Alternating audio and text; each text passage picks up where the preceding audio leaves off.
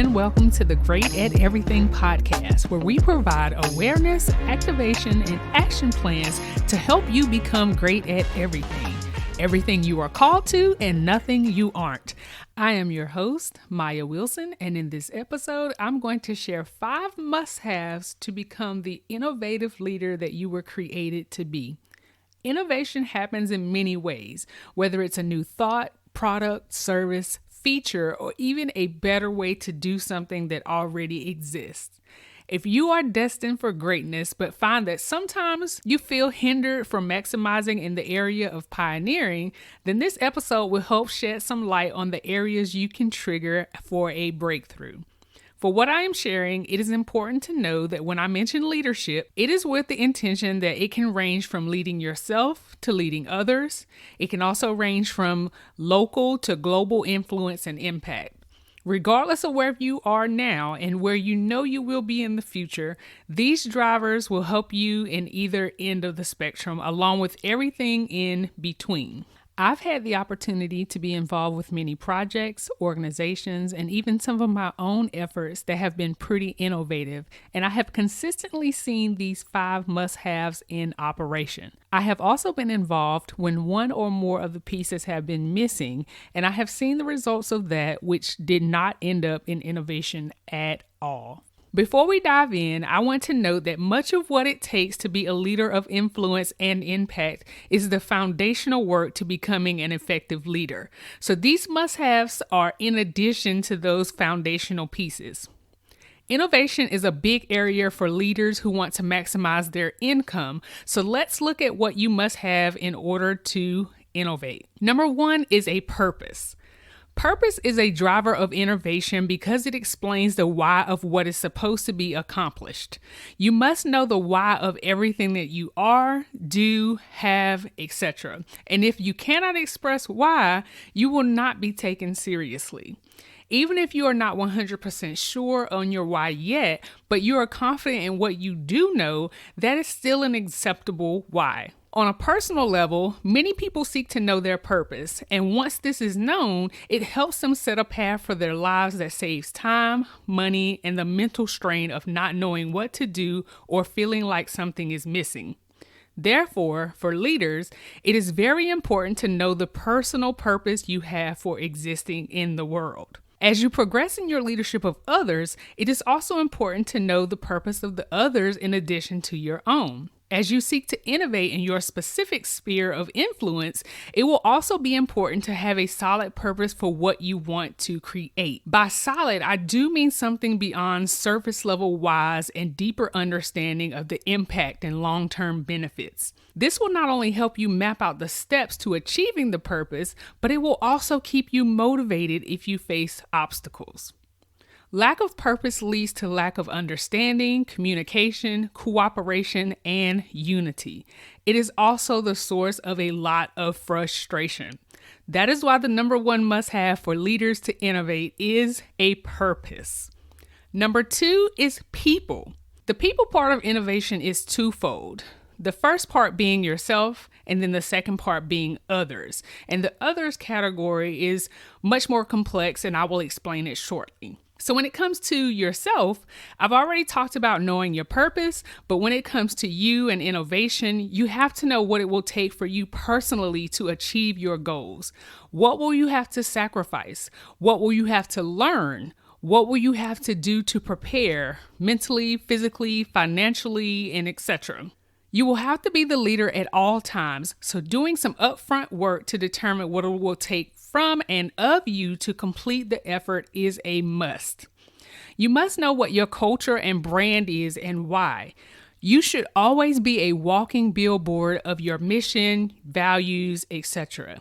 Even at your worst, you can still fully and authentically walk out who you are with effort, choice, and mindset. Being your best at your worst does not mean being perfect. It does mean that when you aren't being your best during your worst, you will be quickly and easily forgiven because having an off day is an exception for you and it is not the norm.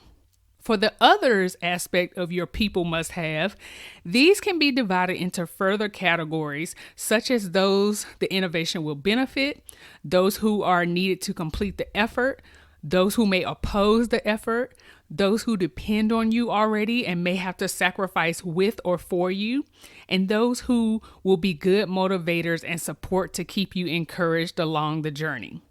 Knowing these people and being able to manage them appropriately could be the difference between a new innovation and a great idea that has potential but no progress. As a leader, and knowing that you must have people to innovate, it's also important to make sure that you are staying current on the latest leadership and development resources to ensure you have the best people, skills, tools, and the environment for everyone and everything to integrate and be optimized for maximum performance. So that was number 2, must have people. The third must have for innovation is a plan. Innovation does not just happen. It's usually a proactive result of careful planning and or a reactive result of suboptimal planning. However, if there is a time when there was no plan at all and it led to innovation, I would be intrigued to hear about that and also the result and how it was maintained after the fact. As a project manager, I sometimes laugh at what some people consider to be a plan. I think outsiders consider project managers to be professional planners, but the truth is that we do really a lot more than that. It's more about strategizing, ensuring there is smooth execution of effort until the end, and then making sure that if someone wants to do the same or a similar effort again, that it can be done using the previous efforts to save time and money and prevent obstacles. So let's just say that when a leader wants to innovate, he or she must have a solid blueprint of what they want to achieve, along with some careful consideration around what effort it will take, the time it will take, the cost associated, the risk associated, and how to implement changes if and when they are needed. That was number 3. To innovate, you need a plan.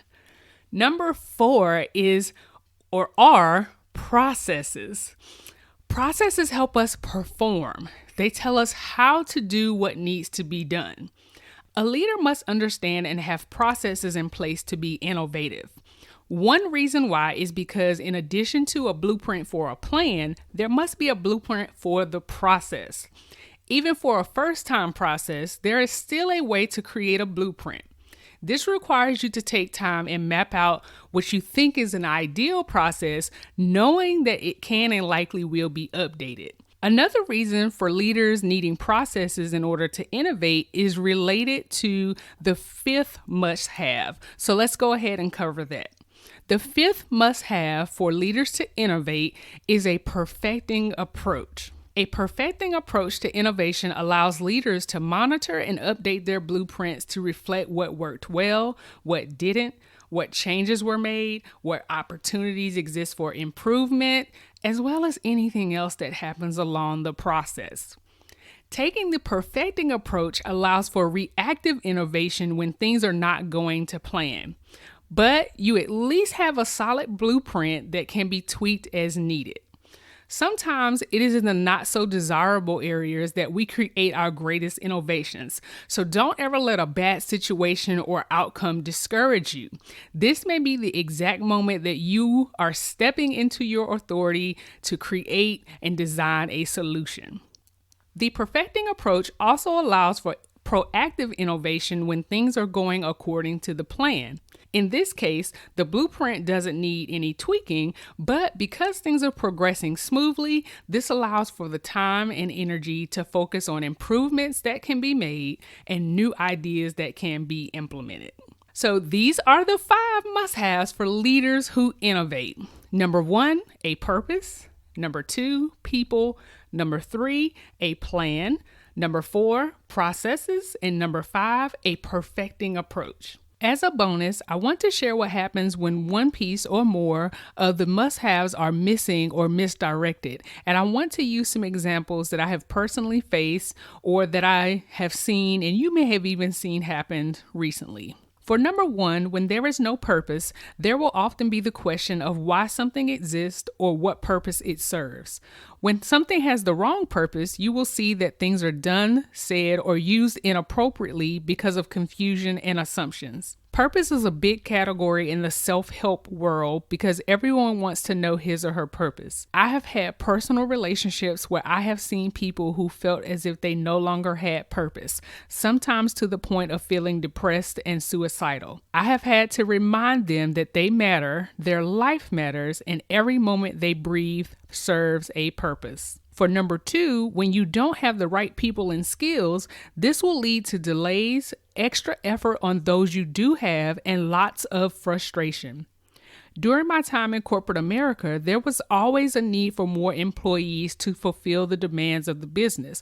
But regardless of whether or not we were actually hiring, there was never a time where we could say that the employees felt they had enough time to do everything that needed to be done. To work beyond a 40-hour work week, especially as a salaried employee for long periods of time, is not very healthy for the employees, their families, the organization, or the company. Having the right people with the right skills, mindset, and work ethic will allow your innovation to happen without the expense of only a few people putting in the majority, or even worse, all of the effort. For number three, when there is no plan or a poor plan, this leads to confusion, lack of communication, and lack of progress. Even when there is purpose and all the right people, if they do not know what to do and when to do it, this opens the door for chaos. Everyone will do what he or she thinks needs to be done without actually knowing if it is productive and contributing to the overall goal. I won't call any names, but think about when restaurant chains release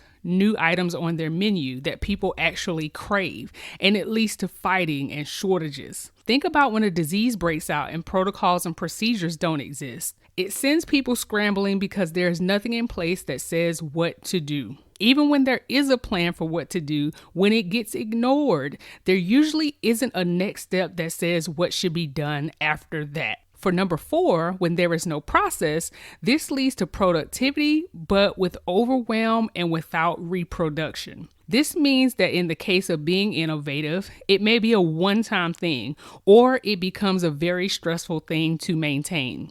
I have taken my share of courses, classes, and programs, and most of the time, the information is very motivational, but it lacks an actual strategy. This is because many times when people reach what they call success, they look back and try to remember what they did to get to that point. They are usually piecing together what happened from scratch rather than operating from a blueprint or a guide. This usually ends up with the purchaser of the how-to materials feeling frustrated because if there are actually any steps involved, those steps do not reproduce the same or even sometimes a similar result. For number five, when there is no perfecting approach, there is no progress, no innovation. Sometimes this puts an end to the company, product, etc. altogether. Or there may be other companies, products, competitors that are quicker, faster, and better and innovate first.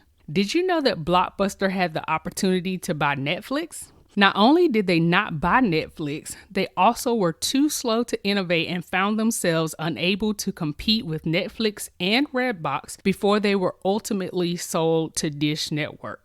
I hope you see how each piece fits and all must work together for innovation. When you have all five of these things in place, you are able to innovate both proactively and reactively. When we start to look for, ask for, and implement creative ideas, especially in times when only a little effort is required, we can impact the maximum amount of people. As an innovative leader, over the long term, your best and really only competitor is you. If you have the self-awareness and focus on what you need to do better, you will continuously outdo yourself before anyone else has the opportunity. That is it for the 5 must-haves for leaders who innovate. Until the next episode, don't just be great. Be great at everything you are called to and nothing you aren't.